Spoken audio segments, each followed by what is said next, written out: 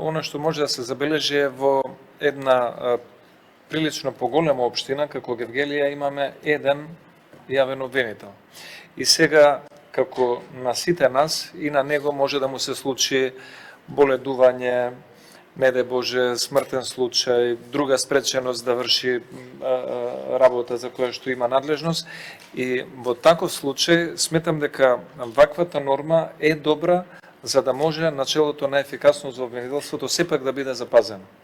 Обвинителството тие ресурси кои што ги има во регионот или на државно ниво, да може во случај на вакви непредвидени ситуации да ги искористи своите човечки потенцијали кадровски, за да може сепак да постапува.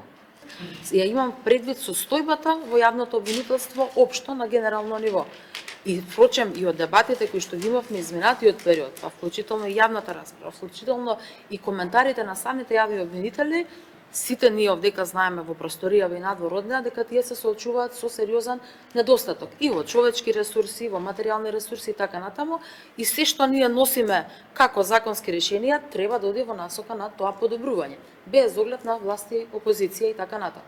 Така што, ајде тогаш да ја доформулираме, да ја допрецизираме оваа одредба, во кои случаи може да се примени, за да не создаваме правна несигурност. Инаку јас апсолутно сум свесна, повторно ќе кажам, за капацитетите постојни, материјални и човечки ресурси, и знам дека обвинителите за жал понекогаш се приморани да пристапат кон своевидна импровизација за да можат да одговорат на тоа што е нивна надлежност.